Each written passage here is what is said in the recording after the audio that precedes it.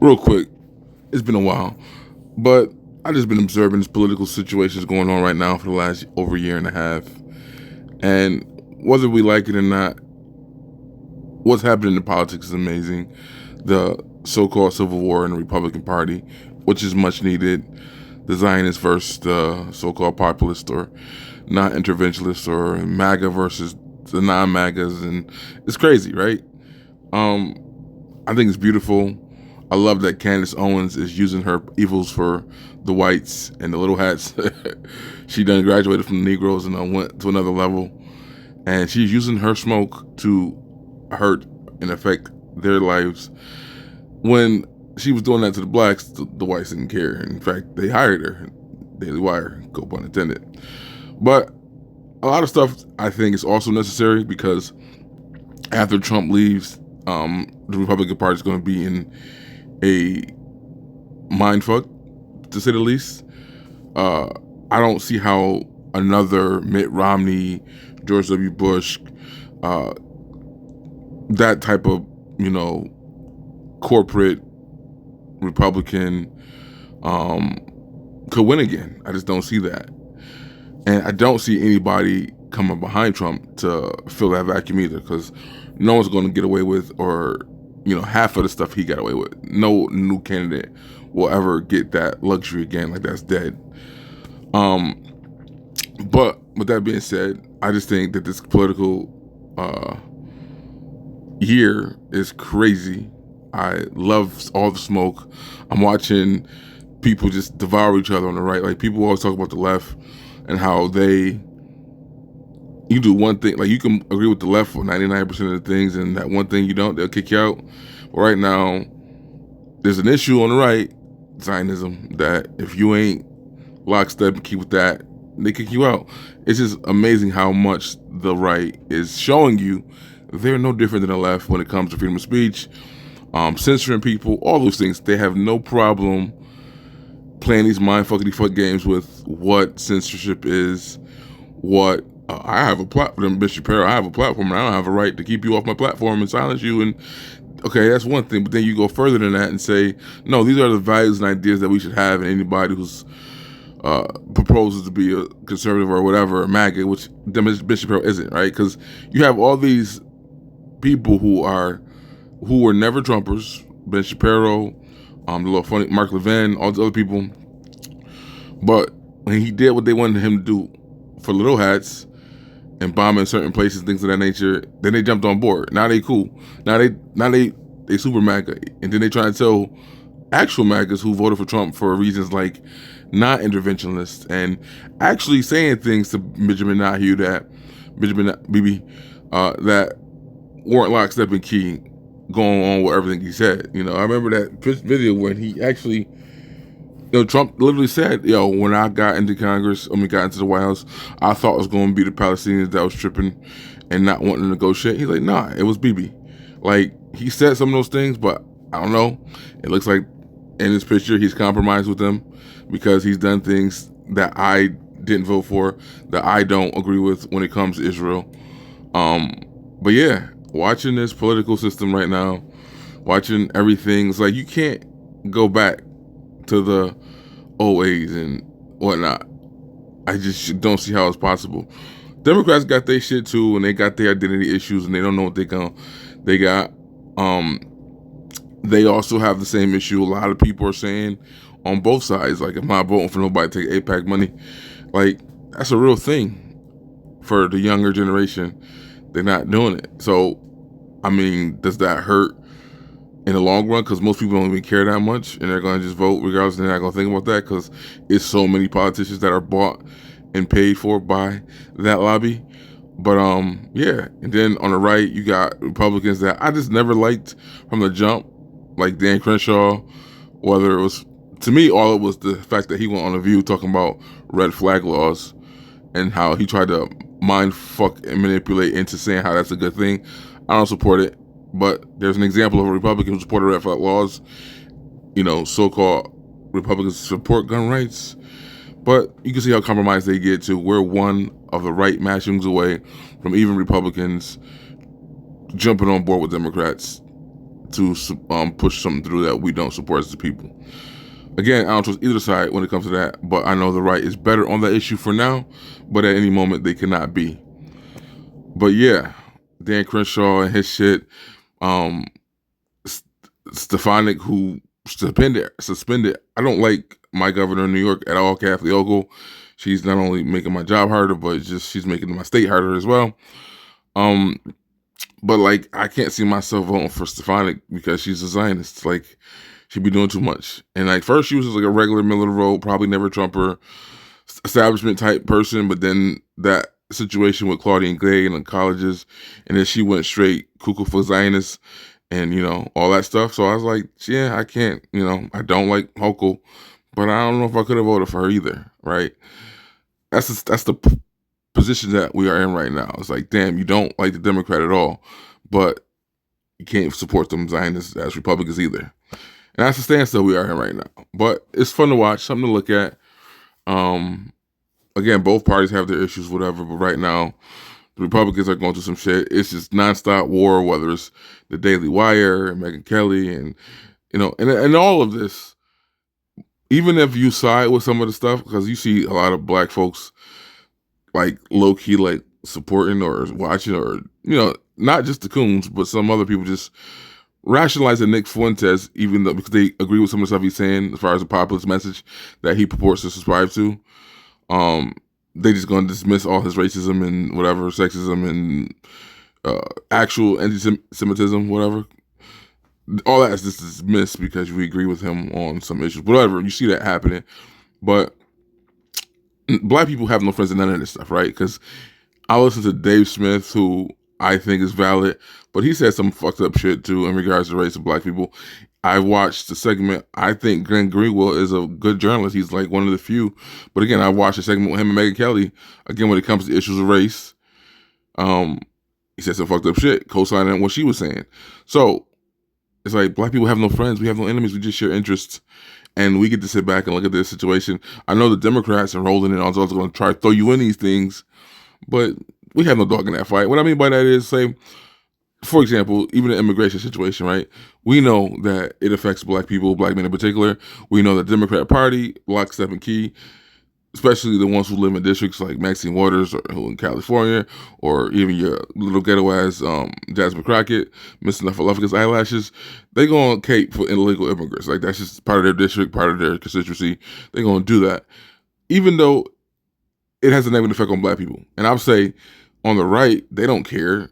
They may use it to, point things out, but they don't care either. But the left obviously doesn't care. So it's like a situation where you don't have a win in that situation regardless because they don't care. Like at one point, Republicans, Reagan, Bush talking amnesty. They were pushing that, kicking the can down the road, but they were pushing that. And then at the same time, Democrats were harder. Bill Clinton, Obama's the deporter-in-chief, did more in favor of deporting illegal immigrants and whatnot. Not just the criminals either, right? People say, well, he was just deporting the bad ones, over 1 million. Like, he still has numbers higher than Trump to this day. Obama did. The more all illegals that he deported and kicked out. I mean, those weren't all criminals or violent ones that he kicked out, by the way. But, yeah, this is crazy. Like, it's all over the place. As my video is, it's just interesting to watch. The theater of politics. I don't know where you go from here on to the future of politics in this country. Because like I said, most people are more subscribing to a populist message. A lot of people are done with that Israel bullshit. The right's argument of,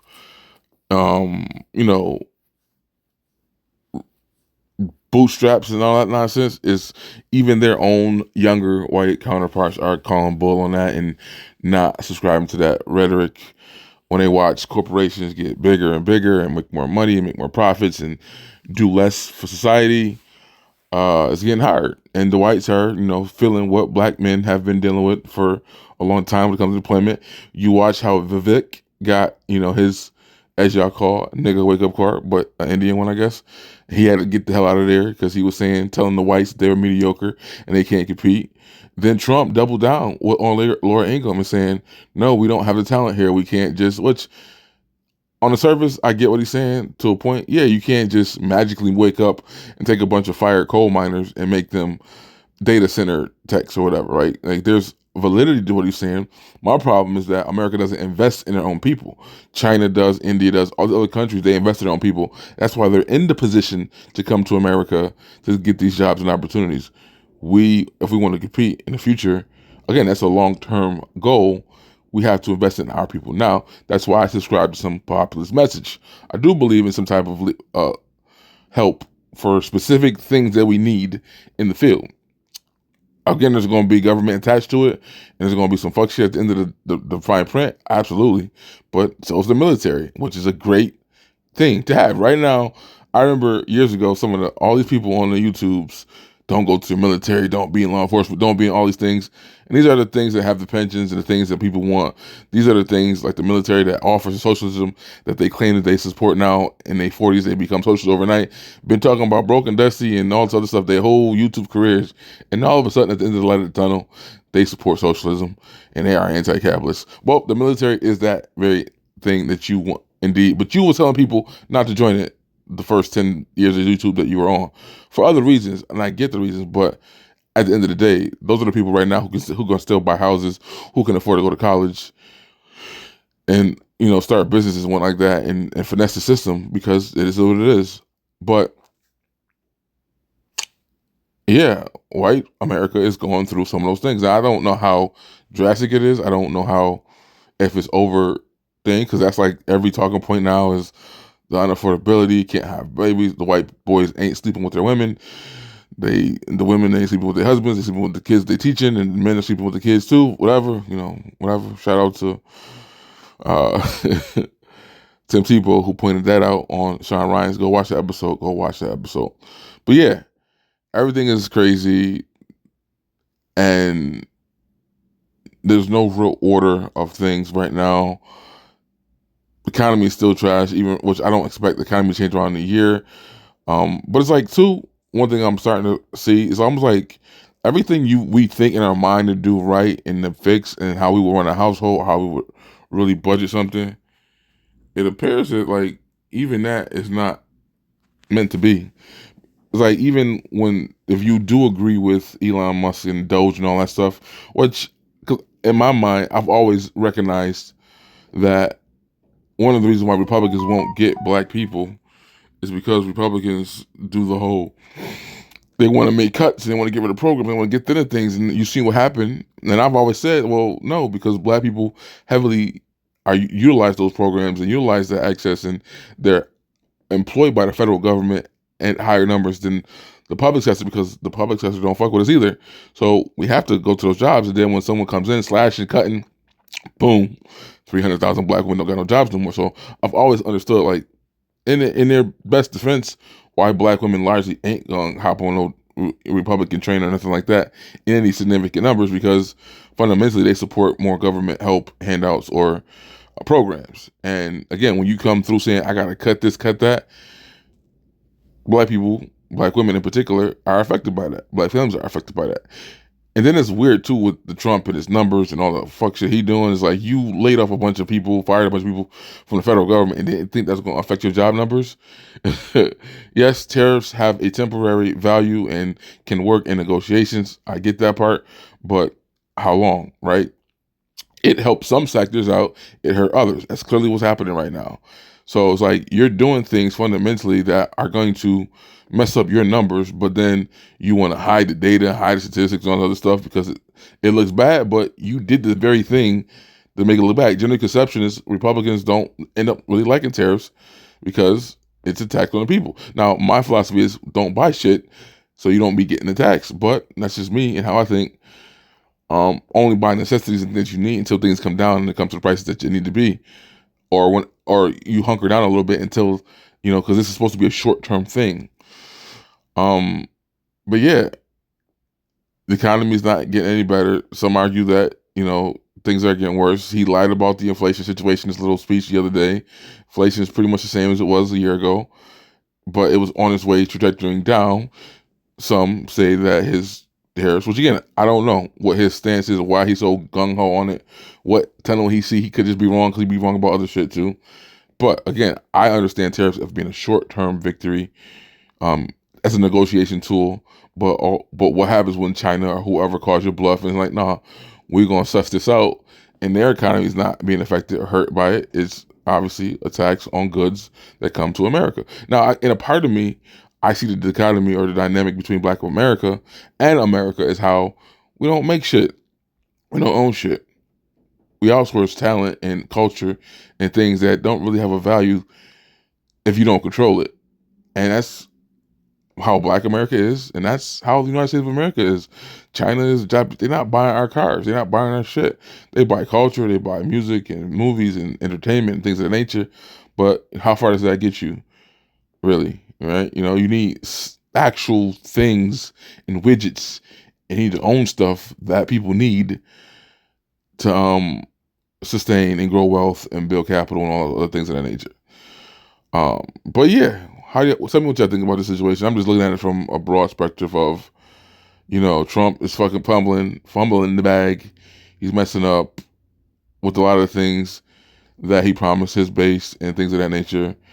And as you notice, as he loses support of the base, he's gaining support more of the neocons and the people in Israel lovers and the Zionists, which again is like, well, who's his predecessor? Because a lot of folks is not messing with the Israel stuff. Again, also my point too is like, think about how, and I didn't finish my point on that, but like when I talked about illegal immigration, like how it's a situation where I'll just do a separate video where I just break down like how we really don't have a dog in this fight, and we really don't matter in the grand scope of these things, because again, people have their own agendas and their own ideology, and if it hurts Black folks, they don't care. Our political capital is gone. Like, the whites are calling it Black fatigue now, but I've always said that we've lost pretty much since Obama was elected. Most of our political capital has been gone. Like, we fussing and arguing about certain policies, and then just like, we don't care. Even our Black politicians aren't bringing these to the forefront. They're not bringing them to the floor. They're not doing any bills to do anything. Even Governor of Maryland got rid of a study, again, another one of them studies on reparations. But shout out to those activists there. They actually got his veto overturned. That's crazy. Right? So that means that opens doors for like him getting shut down from all kinds of other shit. If the people can overthrow the actual governor who signed some shit, who said, oh, I don't want this shit, and threw it out. He gave his reasons, whatever, we think he's valid or not. But to have that happen sets a precedent. Like, damn, like, oh. But yeah, that's that video. I'm at 17 minutes. I guess more to come about politics. This shit is just a whole damn Truman Show. It's definitely wild what's going on. Every day there's some crazy ass shit's popping off, from terrorists to home domestic terrorists to the financial situations going on. And you know, the airplane thing died down, but you know, that was the thing at the beginning of the year. But again, it's like Trump's on you. Like, Nick, you can't be mad at your job numbers and job creation in a time when there's high inflation, or inflation's coming down, but there's some inflation. People can't do their basic needs. Our energy bills are going up because of all these tech bros and their data centers and their AI stuff that's going to take jobs. So think about that. The public is having higher electric bills all over the country because the tech bro dudes was building these massive factories that suck all the energy out of the system, and then those jobs, those things they're creating in those things that are making your bills higher, are going to end up replacing you and taking your jobs. You can't make this shit up. Yeah, Bernie Sanders is right that it's going to be a problem, but again, you can't stop progress. Like, no one's going back. We're not going to stop innovation because of the harms it will do. Like, we're just not going to do that. They want to have a race against China, which I don't see how we didn't already lose that race. But Bernie was crying about, no, we need to pull back and stop and do this and that because it's going to hurt this and hurt that. Well, the same thing would have happened if you did your Medicare for All thing with building coders and a bunch of jobs in the medical field as well. But you had some bullshit line of, well, we're going to do this, we're going to do that. Overnight, just have a bunch of people ready to do other jobs. Again, it's not possible. It's like Trump told Laura Ingraham to the whites, like, you're mediocre, you can't compete, and you can't afford to pay this money that these Chinese and these Indians are coming to America to pretty much fund and support and subsidize Harvard and all these so-called Ivy League schools. Trump's like, yeah, we need those to come in. Marjorie Taylor Greene kind of flip-flop because she'll say no to the HPV B1 visas, but then she wants the cheaper labor that generally has more of an effect on Black America. See, the stuff that she doesn't want is what hurts white America, the higher degrees, higher positions, situations. Case in point, Disney fired a bunch of their tech people like a couple years ago and replaced them with a bunch of little red dots because they will do that job that you think you should make 85 for. They'll do it for 65 and literally made them train their own replacement. See, again, that's something that affects white America. So they don't support that, but on the lower end, and not just Black Americans, but general, of course, we're at the bottom of the barrel, so Black men in particular, so it would hurt us more. But she's okay with having some construction workers because she got construction companies and she needs these workers to get these jobs done. You see how it works? Again, we don't matter in the grand scheme of things in this political system right now. We just don't. It is what it is. Hard pill to swallow, but they just don't care about none of our gripes, none of the shit we complain about, care about, because they're kind of getting kicked in the butt too. So they really just on both the left and the right. So it's like they's like, niggas, we don't care. They might cherry pick and use a situation that they find benefit in them, but for the most part, neither party cares about you niggas. They just don't.